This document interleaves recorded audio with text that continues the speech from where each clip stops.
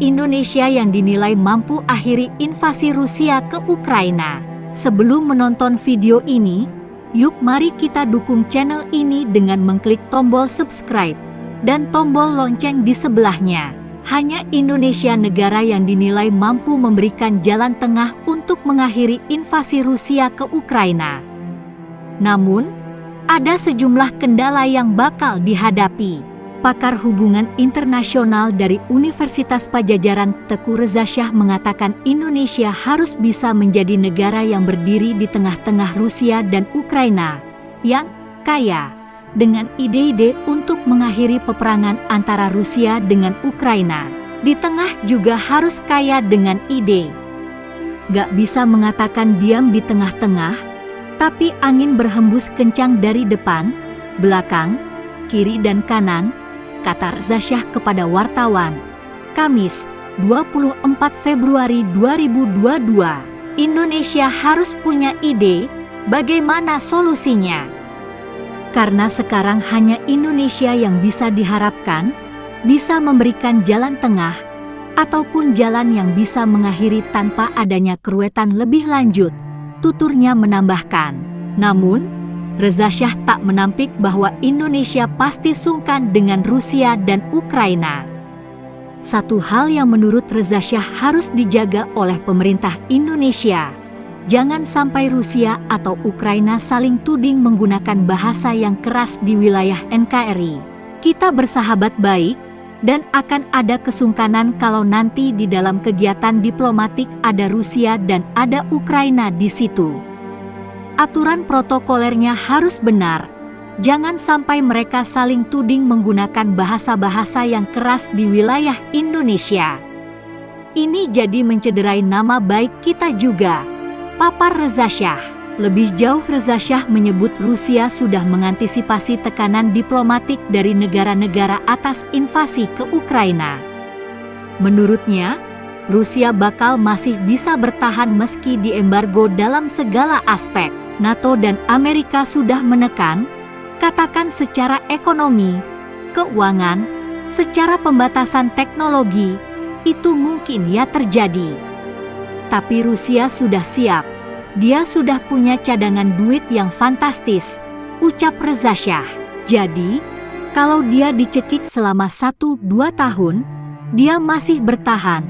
Apalagi dia masih punya cadangan dukungan dari Cina, sambung dia. Sementara itu, Guru Besar Hukum Internasional UI dan Rektor Universitas Jenderal Ahmad Yani, Hikmahanto Juwana, menilai satu-satunya upaya penyelesaian damai dapat dilakukan melalui Majelis Umum PBB. Satu-satunya upaya terbuka untuk penyelesaian damai adalah melalui Majelis Umum PBB. Dalam Majelis Umum PBB semua tidak ada hak veto dan semua negara anggota memiliki satu suara yang sama.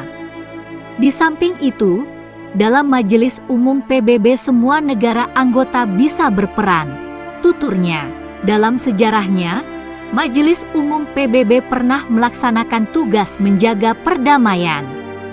Pada tahun 1950 saat perang di Semenanjung Korea, Majelis Umum PBB mengeluarkan resolusi yang disebut sebagai Uniting for Peace. Sambungnya, Hikmahanto mengatakan proses ini dapat diinisiasi oleh negara anggota PBB. Ia menilai Indonesia dapat mengambil peran dalam hal ini. Terlebih Indonesia saat ini menjadi presidensi G20. Tentu proses di Majelis Umum PBB harus diinisiasi oleh sebuah negara anggota PBB. Indonesia dapat mengambil peran ini mengingat Indonesia saat ini memegang presidensi G20 dan memiliki kewajiban konstitusional untuk turut dalam ketertiban dunia, tuturnya.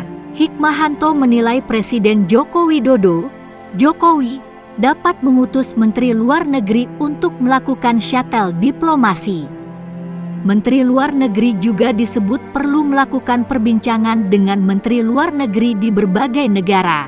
Presiden Jokowi dapat mengutus Menteri Luar Negeri Retno Marsudi untuk melakukan shuttle diplomasi dengan melakukan pembicaraan ke berbagai pihak, termasuk Presiden Majelis Umum dan Sekjen PBB, Menteri Luar Negeri Rusia, Menteri Luar Negeri Ukraina, Menteri Luar Negeri negara-negara Eropa Barat dan Amerika Serikat. Menteri Luar Negeri juga perlu melakukan pembicaraan dengan Menteri Luar Negeri berbagai negara di Asia, Afrika, Eropa Timur hingga Amerika Latin. Bila saling serang yang terjadi di Ukraina dibiarkan terus, akan menjadi cikal bakal Perang Dunia Ketiga, imbuhnya. Itulah pemirsa peran aktif Indonesia dalam mengakhiri invasi Rusia ke Ukraina. Bila Anda menyukai video ini, yuk mari kita klik subscribe dan tombol lonceng di sebelahnya. Jangan lupa bagikan atau share video ini, klik tombol like dan berikan komentar Anda di bawah ini. Terima kasih sudah menonton.